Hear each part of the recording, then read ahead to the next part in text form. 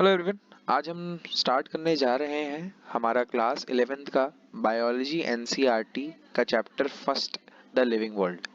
इस चैप्टर को स्टार्ट करने के लिए मैंने एनसीईआरटी ले रखी है ताकि मैं आपको बता सकूं कि प्रॉपरली एनसीईआरटी कैसे पढ़नी चाहिए और एनसीईआरटी के किस पॉइंट से क्वेश्चन बन सकता है। एंड इसको सिर्फ पढ़ने के लिए नहीं हम समझेंगे, इसको एनालाइज करने के लिए हम लोग पढ़ेंगे ताकि ये चीज़ें हमको प्रॉपरली समझ आए और एग्जाम में किसी भी मेडिकल एंट्रेंस एग्जाम में हम इसका बेनिफिट उठा सकें। So welcome, my name is Aditya and आज हम ये चैप्टर शुरू करेंगे, एक नई शुरुआत दोबारा से with class 11th biology NCERT chapter first the living world. जितने भी एनसीईआरटी के अंदर साइंटिस्ट दे रखे हैं इनके बारे में कुछ कुछ बातें जानना बहुत ही ज़रूरी होता है। कुछ कुछ इंपॉर्टेंट बातें एग्जाम में आ सकती हैं। फॉर एग्जाम्पल अर्नस्ट मेयर, इनकी बातें और भी जगह पर आएंगी जब हम आगे वाले लेक्चर्स हम देखेंगे। इनके बारे में जानना बहुत ज़रूरी है कि इनको डार्विन ऑफ 20th सेंचुरी भी कहा जाता है एंड इन्होंने एक बायोलॉजिकल स्पीशीज़ की डेफिनेशन भी प्रोवाइड करी थी जिसको इन्होंने पायनियर कर रखा है। ओके, ये दो बातें इंपॉर्टेंट है और इनको 3 प्राइज अवार्ड किए गए थे। ये भी एग्जाम में आ सकता है। Now starting our chapter the living world. इस चैप्टर को 4 टॉपिक्स ने एनसीईआरटी में डिवाइड किया है, हम इसी के थ्रू उनको पढ़ना स्टार्ट करेंगे। स्टार्टिंग में एनसीईआरटी ने कुछ इंट्रोडक्शन दे रखा है। लिविंग वर्ल्ड यानी जीवन का शहर, जीवन की दुनिया। Living world, how wonderful is this living world, यहाँ से एनसीईआरटी ने शुरुआत की है।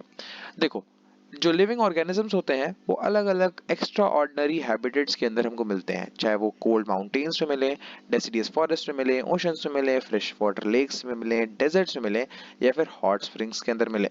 हर जगह पर आपको लिविंग ऑर्गेनिजम्स मिलते हैं। ये लिविंग ऑर्गेनिजम्स इतने ज़्यादा होते हैं और इतने ज़्यादा डिस्ट्रीब्यूटेड होते हैं कि ये हमको शॉक कर देते हैं, हमको स्पीचलेस कर देते हैं। एक इकोलॉजिकल कॉन्फ्लिक्ट से लेकर हमारे बॉडी के अंदर जितने भी सेल हैं, जो उनके अंदर ट्रैफिक है, उनके अंदर जो बायोकेमिकल एक्टिविटीज चल रही हैं, ये सब हमें बताते हैं कि लाइफ क्या है। जब भी हमारे पास दो क्वेश्चन आते हैं, this question has two implicit questions within it, what indeed is life. इस क्वेश्चन के अंदर दो क्वेश्चन छुप रखे हैं। पहला क्वेश्चन है कि what is life and second question is what is the purpose of the life. NCERT ने यहाँ पर दो सवाल पूछ रखे हैं, what is the purpose of life और व्हाट इंडीड इज लाइफ। पहले सवाल का जो आंसर है वो थोड़ा टेक्निकल है और दूसरे का आंसर थोड़ा फिलोसॉफिकल है। टेक्निकल आंसर इसलिए है कि what is living, living is as opposed to the non living, non living का अपोजिट लिविंग होता है। और फिलोसॉफिकल आंसर थोड़ा है कि what is the purpose of life, इसका फिलोसॉफिकल आंसर कुछ निकलेगा कि जीने का पर्पस क्या है। ओके, क्योंकि हम साइंटिस्ट हैं, हमारा बैकग्राउंड साइंटिस्ट का है, इसीलिए हमको सेकंड क्वेश्चन में कोई भी इंटरेस्ट नहीं होना चाहिए। We will try to reflect on what is living. हम इसी क्वेश्चन पे फोकस करेंगे और अपने चैप्टर की शुरुआत करेंगे। Okay, so first topic of this chapter that is what is living. इस चैप्टर की हम लोग शुरुआत करते हैं, यहाँ से इंट्रोडक्शन खत्म होता है। नाउ एनसीईआरटी ने यहाँ पर कहा है, मैं यहाँ पे आपको इंपॉर्टेंट पॉइंट्स बताता जाऊंगा जहाँ पर क्वेश्चन पूछने के पूरे चांसेस बन सकते हैं। Okay, so what is living? When we try to define living we conventionally look for the distinctive characteristics exhibited by living organisms.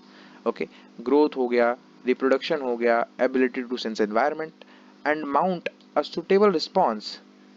ये सब चीज़ें जो होती हैं, ये जब भी हम लिविंग के बारे में सोचते हैं तो ये सब चीज़ें हमारे ध्यान में आती हैं। One can add a few more features like metabolism भी ऐड कर सकते हैं, ability to replicate, ability to self organise, interact, emergence to this list. इस लिस्ट के अंदर ये सारी चीज़ें भी ऐड हो जाती हैं जब भी हम पूछते हैं कि व्हाट इज लिविंग, लिविंग क्या है। ओके, सो इस अब आगे वाले टॉपिक को समझने के लिए मैं आपको बता देता हूँ कि एनसीईआरटी ने कुछ प्रॉपर्टीज, कैरेक्टरिस्टिक्स बता रखी हैं कि लिविंग की क्या होती हैं। किसी चीज़ को हम देख के क्या बोल सकते हैं कि भाई ये लिविंग है और ये एक नॉन लिविंग चीज़ है। तो एनसीईआरटी ने दो बातें इन पूरे इसके फर्स्ट टॉपिक में कर रखी है, about the property and about the characteristics and the features. कुछ को इसने डिफाइनिंग प्रॉपर्टी कहा है और कुछ को इसने डिफाइनिंग फीचर या कैरेक्टरिस्टिक कहा है। मैं आपको बता देता हूँ कि प्रॉपर्टी वो होती है, अगर किसी के अंदर ये प्रॉपर्टी है that means it is living. अगर वो लिविंग है तो उसके अंदर ये कैरेक्टरिस्टिक्स या फीचर मिलेंगे। ये बहुत ही डाउट आता है लोगों को, तो मैंने बता दिया। बहुत स्टूडेंट्स को डाउट रहता है इस बारे में, तो मैंने ये प्रॉपर्टी बता दिया कि प्रॉपर्टी क्या होती है। अगर एनसीईआरटी ने किसी को प्रॉपर्टी कहा है, इसका मतलब अगर ये चीज़ उसके अंदर मिलेगी तो वो लिविंग हो है, और अगर वो लिविंग है तो फर्दर उसके अंदर एक कैरेक्टरिस्टिक्स या फिर फीचर्स उसके अंदर मिलेंगे, राइट। एनसीईआरटी ने इसमें कुछ पॉइंट्स के बारे में बता रखा है, जैसे ग्रोथ हो गया, सेकंड हमारे पास रिप्रोडक्शन के बारे में एनसीईआरटी कहती है, थर्ड हमारे पास मेटाबॉलिज्म के बारे में एनसीईआरटी बताती है, फिर हमारे पास कॉन्शियसनेस के बारे में एनसीईआरटी का कहना है। आइए इस सब के बारे में हम देखते हैं कि कौन से प्रॉपर्टी है और कौन से फीचर्स हैं। ओके, सो पहले एनसीईआरटी ने ग्रोथ ले रखा है, फर्स्ट वेरी इंपॉर्टेंट, एनसीईआरटी ने ग्रोथ ले रखा है। इंपॉर्टेंट पॉइंट मैं बताता जाता हूँ, आप भी मार्क करते जाइएगा। Increase in the mass and increase in the number are the twin characteristics of the growth. ये ग्रोथ के ट्विन कैरेक्टरिस्टिक्स प्रेजेंट है। Okay, increase in mass and increase in number are the twin characteristics of growth. जो multicellular organisms होते हैं वो grow करते हैं by the cell division, and in plants जो ग्रोथ होती है by cell division occurs continuously throughout the life. ये बहुत ही इंपॉर्टेंट बात है, एग्जाम में आ सकती है। पूरी लाइफ में ग्रोथ होती है प्लांट के अंदर, लेकिन एनिमल्स की अगर हम बात करें तो जो ग्रोथ होती है वो कुछ सर्टेन एज तक ही होती है। हावेवर अगर कोई टिश्यू डैमेज हो गया, किसी टिश्यू में इंजरी आ गई है, तो उसके सेल्स को रिप्लेस करने के लिए भी ग्रोथ होती है, उस टिश्यूज को भी रिप्लेस करने के लिए ग्रोथ होती है। ओके, सो एनसीईआरटी ने यहाँ पर मल्टी सेलुलर के बारे में बताया था,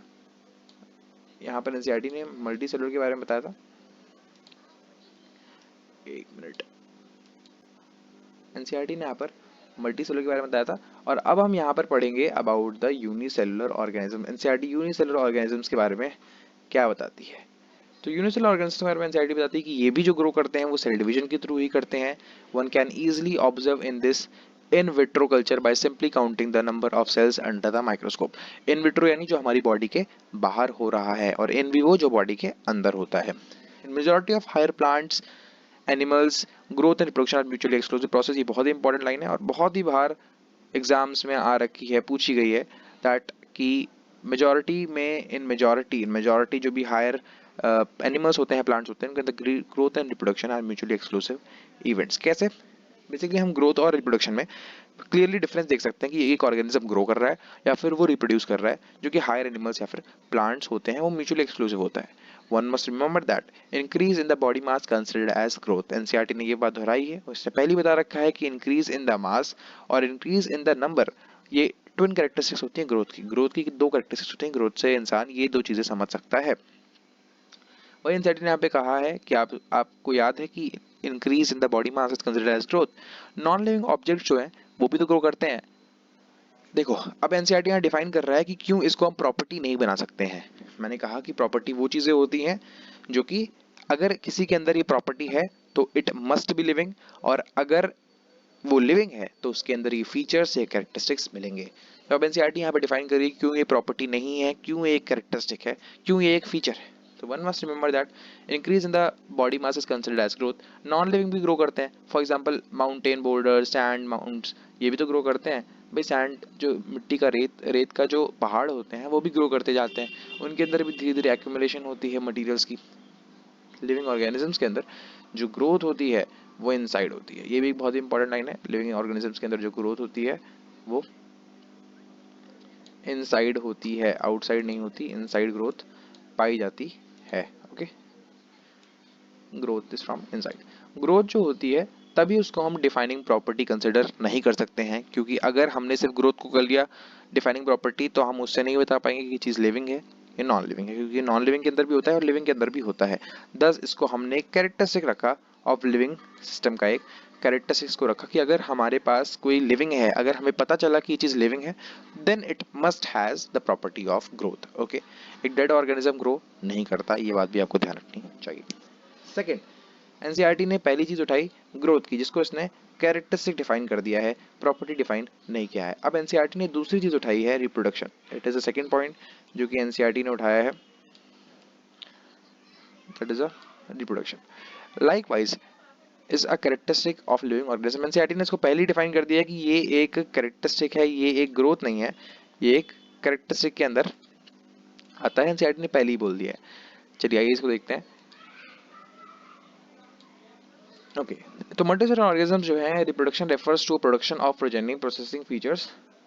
मल्टीसेलुलर ऑर्गेनिजम्स के अंदर इसका मतलब होता है कि प्रोडक्शन ऑफ प्रोजेनी, यानी जो आने वाली जो जनरेशन है उनका प्रोडक्शन करना। प्रोसेसेस में फीचर मोर और less similar to those of parents, यानी पेरेंट्स के सिमिलर ही लगभग लगभग उनके फीचर्स रहते हैं। Invariably and implicitly we refer to the sexual reproduction.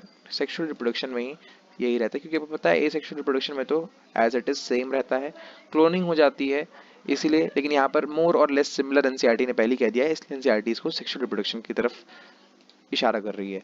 Organisms reproduce by asexual means also, organisms asexual mean से भी रिप्रोड्यूस करते हैं। अब यहाँ पर बहुत इंपॉर्टेंट है एनसीईआरटी ने कौन कौन से एग्जांपल्स, कौन कौन से पॉइंट्स दे रखे हैं, जिससे हमें पता चल रहा है कि असेक्सुअल प्रोडक्शन के जो असेक्सुअल मीन्स है वो कौन कौन से ऑर्गेनिज्म करते हैं। For example first thing is कि यहाँ पर फंजाई के बारे में एनसीईआरटी ने कहा है, पहले मार्क कर लेते हैं। हमारे पास प्लेनेरिया के बारे में एनसीईआरटी ने कहा है, हमारे पास ईस्ट हाइड्रा के बारे में एनसीईआरटी ने कहा है, हमारे पास फंजाई के बारे में एनसीईआरटी ने बता दिया, और बैक्टीरिया के बारे में एनसीईआरटी कहती है। इन सब के बारे में एनसीईआरटी बताती है कि कैसे ग्रो करते हैं बैक्टीरिया या लाइक यूनिसेलुलर और अमीबा के बारे में क्लियरली।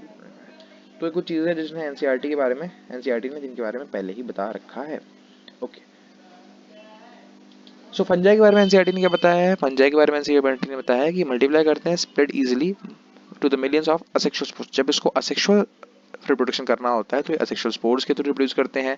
इन lower organism like yeast hydra budding की तरह रिप्रोडक्शन होता है। प्लेनेरिया की तरह से फ्लैट वॉर्म भी कहा जाता है। इसके अंदर ट्रू रीजनरेशन पाया जाता है और फ्रेगमेंटेड पार्ट वापस से नए ऑर्गेनिज्म में चले जाते हैं। जो फंजाई होता है फिलामेंटस एल्गी या फिर the protonema of the mosses. Okay, ये आपके ब्रायोफाइटा के अंदर आता है, फंजाई और algae. All easily multiply by fragmentation. यहाँ पर एक मोड और बताया है असेक्सुअल मीन का, that is fragmentation. When it comes to unicellular organisms like bacteria, unicellular algae और अमीबा जो है रिप्रोड्यूस करते हैं, is synonymous with growth. Okay, so जब भी हम यूनिसेलुलर ऑर्गेनिज्म की बात करते हैं लाइक बैक्टीरिया हो गया, अमीबा हो गया, तो इनके अंदर अगर हम रिप्रोडक्शन की बात करें तो वो ग्रोथ के सिनोनिमस होता है। यहाँ पर हमने बात करी अभी ऊपर, एनसीईआरटी ने यहाँ पर एक लाइन कही थी कि मेजॉरिटी हायर, जो हायर एनिमल्स और प्लांट्स होते हैं उनके अंदर growth and reproduction mutually exclusive, यानी प्रॉपरली इसमें डिफरेंशिएशन हमें दिख सकता है, प्रॉपर डिफरेंसेस के अंदर इजीली दिख सकता है। लेकिन यहाँ पर एनसीईआरटी ने एक बात कह दी है कि जो यूनिसेलुलर एल्गी हैं, बैक्टीरिया हैं और अमीबा है, इनके अंदर रिप्रोडक्शन जो है वो सिनोनिमस है with growth, that is increase in the number of cells. Okay, यानी अगर सेल इंक्रीज करें या फिर रिप्रोडक्शन हो तो हमें पता नहीं चलता, वो लगभग लगभग सिमिलर ही हमको दिखाई देता है। Okay, we have already defined growth as equivalent to increase in the cell number or mass. Hence, we notice that in single-celled organism we are not very clear about the usage of two terms. ठीक है, यहाँ NCERT ने बता रखा है कि multi cellular के अंदर जो हायर होते हैं उनके अंदर तो म्यूचुअली एक्सक्लूसिव इवेंट होता ही है ग्रोथ और रिप्रोडक्शन, लेकिन जो सिंगल सेल के ऑर्गेनिज्म होते हैं उनके अंदर हम ग्रोथ और रिप्रोडक्शन को बहुत ही क्लियरली, इन दोनों टर्म्स को हम लोग यूज नहीं कर सकते कि ग्रोथ हो रही है कि रिप्रोडक्शन हो रही है। Further there are many organisms which do not reproduce. कुछ ऐसे ऑर्गेनिजम्स होते हैं, ये भी बहुत इंपॉर्टेंट एनसीईआरटी यहाँ पे बताती है, जो कि रिप्रोड्यूस नहीं कर पाते हैं। For example mules, sterile worker bees, infertile human couples. अब एनसीईआरटी क्यों कहती है? ये इसलिए कहती है ताकि वो बता सके क्यों रिप्रोडक्शन को इसने कैरेक्टरिस्टिक बोला है, क्यों रिप्रोडक्शन को इसने डिफाइनिंग प्रॉपर्टी नहीं बोला है, क्योंकि ये सभी लिविंग के अंदर नहीं मिलता है। For example mules, steriles, worker bees, infertile human couples. Okay, ये सब। Hence reproduction can not be an all inclusive defining characteristic of the living organism. इसको भी इसने डिफाइनिंग कैरेक्टरिस्टिक नहीं बताया है, इसको भी इसने डिफाइनिंग कैरेक्टरिस्टिक, एक इंक्लूसिव डिफाइनिंग कैरेक्टरिस्टिक नहीं बताया है। Of course no non living object is capable of reproducing और रेप्लिकेटिंग बाय इटसेल्फ। हमें पता है कि नो नॉन लिविंग जो होते हैं वो रिप्रोड्यूस तो नहीं कर पाते हैं, लेकिन फिर भी जो कुछ लिविंग होते हैं वो भी तो रिप्रोड्यूस नहीं कर पाते हैं, इसलिए इसको डिफाइनिंग प्रॉपर्टी नहीं बताया, एक डिफाइनिंग कैरेक्टरिस्टिक बता रखा है। ओके, सेकंड खत्म हो गया। नाउ थर्ड एनसीईआरटी एक और उठाती है, that is the metabolism. Metabolism NCERT का थर्ड पार्ट है जिसको एनसीईआरटी ने बता रखा है। इसको भी एनसीईआरटी ने पहले ही कैरेक्टरिस्टिक बता दिया है, ये भी एक डिफाइनिंग प्रॉपर्टी नहीं है। मेटाबॉलिज्म आपको बता देता हूँ क्या होता है। All living organisms are made of chemicals. Chemical से सारे लिविंग ऑर्गेनिजम्स बने होते हैं और ये केमिकल एक दूसरे से कन्वर्ट हो रहे होते हैं और इनके अंदर रिएक्शंस बहुत सारी चल रही होती हैं, केमिकल रिएक्शंस इनके अंदर चल रही होती हैं। ओके, अब यहाँ पर डेफिनेशन दे रखी है, जो आप देखेंगे जितनी भी रिएक्शंस एक ह्यूमन बॉडी के अंदर चल रही होती है, thousands of metabolic reactions human body के अंदर चल रही होती हैं, एक लिविंग ऑर्गेनिजम्स के अंदर चल रही होती हैं, चाहे वो यूनिसेलुलर हो चाहे वो मल्टी सेलुलर हो। प्लांट्स, फंजाई, एनिमल्स, माइक्रोब्स, ये सब मेटाबॉलिज्म एग्जिस्ट करते हैं।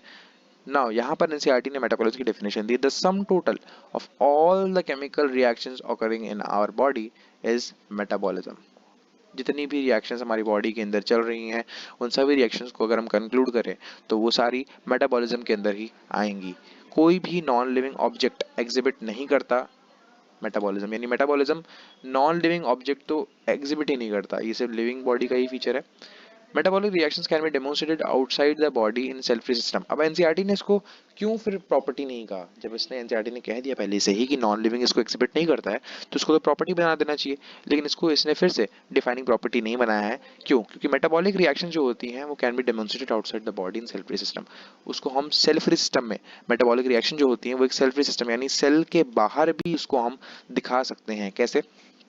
एक isolated metabolic reaction outside the body of an organism performed in a test tube is neither a living nor non-living।